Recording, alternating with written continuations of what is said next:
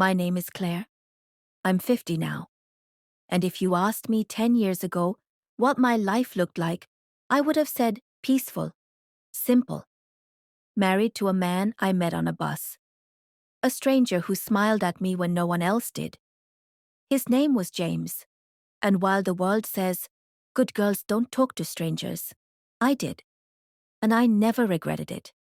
We dated for a year. We laughed like kids, talked about dreams that seemed too big for small-town lives. Then we got married. I was young, beautiful, people said, full of joy. I always wanted to lose weight, even though I wasn't really overweight. James would smile and say, stop these diets. You're perfect the way you are. And maybe I didn't understand it back then. But that, right there, was love. James wasn't flashy. He didn't bring roses every Friday or write long love letters. He wasn't the kind to make breakfast in bed. But once, he tried. Brought me coffee and spilled it all over my dress. I laughed, told him never to do that again. And still, in his quiet ways, he loved me. Every day. He worked hard, called from his office to say, wear your jacket, Claire. It's cold out today. We had 2 sons. James taught them to respect me, not just as their mom, but as the woman who made their house a home. He started out laying bricks, rough hands, sunburned skin.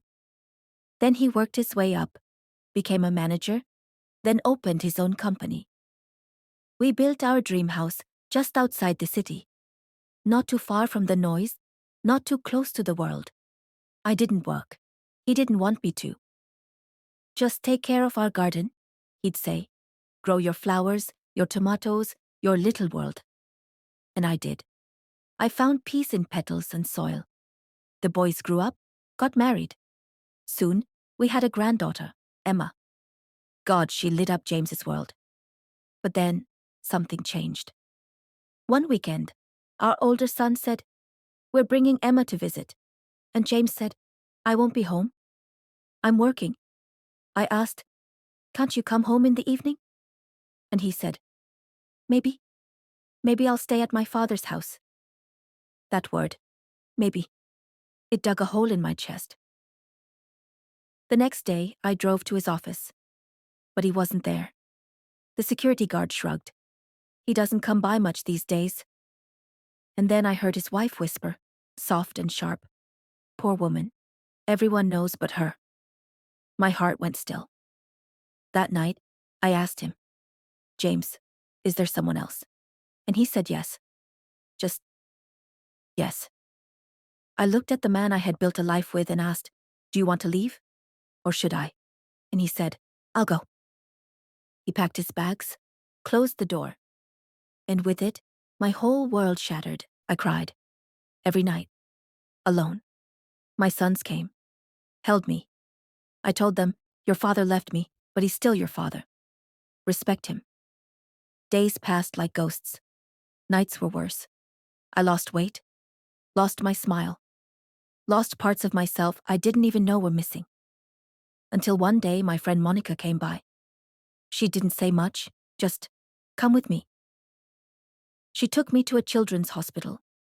The kids there were fighting cancer. Fighting death. And yet, they smiled. Their mothers, sleepless, broken, hopeful, still had strength in their voices. Monica looked at me and said, these women, they're facing storms. Yours is just rain. That day something inside me cracked, and then opened. I started helping the children. I found donors, raised funds, brought in sponsors to pay for their treatment. And slowly, I felt something I hadn't felt in months. Happiness. Not loud, just warm. I smiled again. 10 years passed. Then came Women's Day. I set the table, hoping my sons would visit. I heard the door open, turned, expecting to see them. But it was James, older, worn, eyes dull like winter skies. Claire, he said, can I stay here? I froze. This is still your house too, I replied. He sat down and whispered, "I'm sorry. Please, forgive me." Later, Monica told me the truth. The woman James had left me for, she lied to him. Her child wasn't even his. She walked out on him too. Now, he was broken. And I didn't know what to do with that. Could I forgive him? Could I forget? James stayed in the guest room. We didn't speak much. I cooked dinner. He sat quietly. "The food smells good, Claire," he said once. I didn't respond. Later, he whispered, "I missed your cooking. No one cooks like you." I wanted to smile, but I couldn't. "You made your choice," I said. After dinner, he tried to help with the dishes. "Don't," I told him. "I can handle it." The next day, our sons came. When they saw him, their eyes widened. "Dad," they said. "What are you doing here?" James looked down. "I made a mistake," he said. "I hurt your mother, and I want to make it right." My eldest, Ethan, looked at me. "Mom, are you okay with this?" I said, "I'm not sure." The boys pulled me aside. "You don't owe him anything," Ethan said. "We can take care of you." I nodded. "I just need time." That night, I didn't sleep. I kept seeing the man I married, and the man who betrayed me, but also the man who built my garden, rocked our baby boys to sleep, called me every winter morning to say, "Wear something warm." Can people change? Could I believe in him again? The next morning, I saw him outside, fixing the fence he built 20 years ago. His hands were slower now, but he was trying. I stepped out and said, "You don't have to do this." He looked up. "I want to help. This is still my family." I walked back in without saying a word. Then Emma came to visit. She saw him. "Grandpa," she yelled, running into his arms. I hadn't seen him smile like that in years. "Grandma," she beamed. "Grandpa said he missed me. Can we go to the park together?" I didn't want to, but she begged. "Please, Grandma. It'll be fun." We went. She played on the swings. James and I sat on the bench like ghosts from a memory. "Thank you," he said, "for letting me come back." I replied, "I haven't decided anything yet." He nodded. "I understand. I'll wait." Weeks passed. He stayed in the guest room, fixed things, helped in the garden, never pushed. Then Monica came again.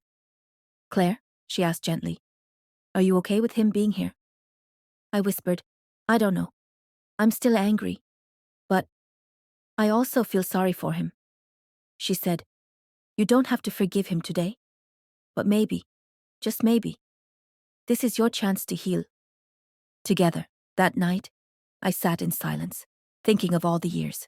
The good, the bad, the love, the pain, the betrayal, the laughter, and the silence in between. The next morning, I made breakfast, called him to the table. "James," I said, "let's talk." He sat down, nervous. "I don't know if I can forgive you," I told him, "but I want to try." His eyes filled with tears. "Thank you, Claire. I'll do everything I can to make it right." So we started. Again. We talked. We listened. He said he was sorry, not just once, but 1,000 times. And slowly, I believed it. I told him, "I forgive you, but not all at once. You'll have to earn it." And he said, "I will." Every single day. We laughed sometimes.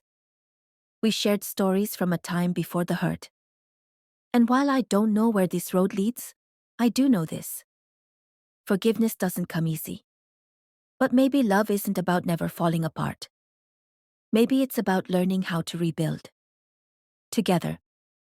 Claire's story isn't just about heartbreak. It's about strength, second chances, and the quiet power of forgiveness. What would you do in her place? Would you let James stay or walk away? Share your thoughts in the comments below. Your voice matters, and it helps guide the stories we tell next. And if this story moved you even a little, Please don't forget to like, share, and subscribe to this channel. There's someone out there who needs this story today. Maybe it's you. Maybe it's someone you love. Either way, thank you for being here. You're not alone,